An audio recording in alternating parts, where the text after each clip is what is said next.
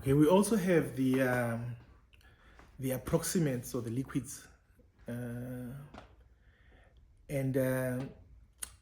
the native. Here we have just 4 sounds. That is like 2 sort of basic sounds with their slack voice variants.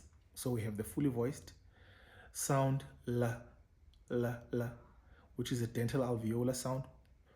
And an example of that is lula, easy, or ilula, it's easy.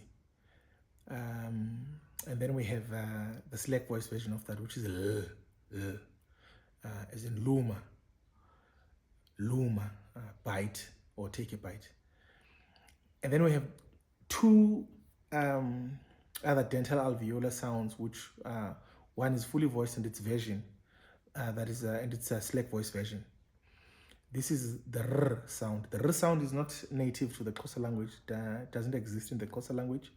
So this one is another borrowing that actually came through the language through contact with other languages like English and Afrikaans. And ra is an example.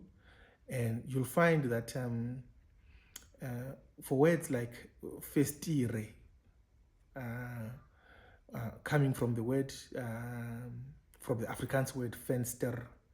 So it was sort of localized in a sense, or integrated into the Xhosa language. So it was like sort of converted to make it more palatable for the Xhosa tongue. And it was called festile or festire. So Xhosa people, especially like in the rural areas, could not pronounce the R. And so they replaced the R with the approximant L, which would mean instead of festire, it would be called festile. And there's many other words that Xhosa people wouldn't be able to pronounce because of the R, and they would just replace the R with the L, which is the closest sound to the L. They're both dental alveolar sounds. They both central in terms of the positioning of the tongue, and so it's very easy for Xhosa people to sort of replace one with the other. Many Xhosa people now are able to pronounce the R, but you'll find with older people, especially in the rural areas, they can't even pronounce the R. Instead, they would say L. Another version of the R sound is its slack voice version, which is R. Yeah? In words like rama, which is the margarine or spread, butter spread, whatever the exact term is for that, rama. And again, some people, especially the older people, would say lama instead of rama, due to the struggle in pronouncing the sound r or r. So that's it for the approximants.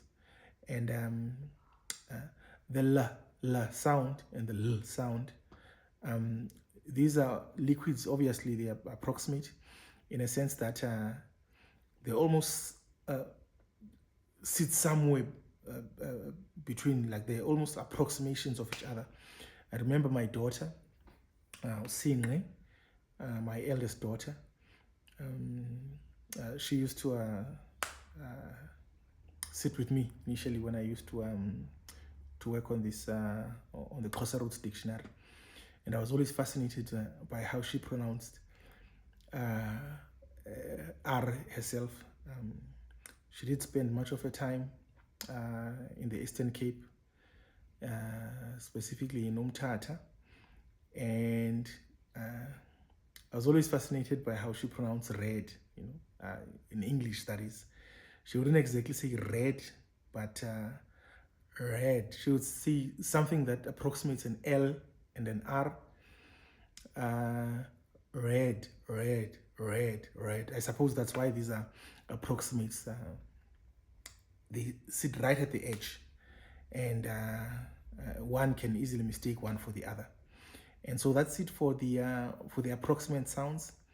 Now let's look at the last consonant sounds in the language of isiXhosa, as it's referred to natively. Isi being the a noun class prefix.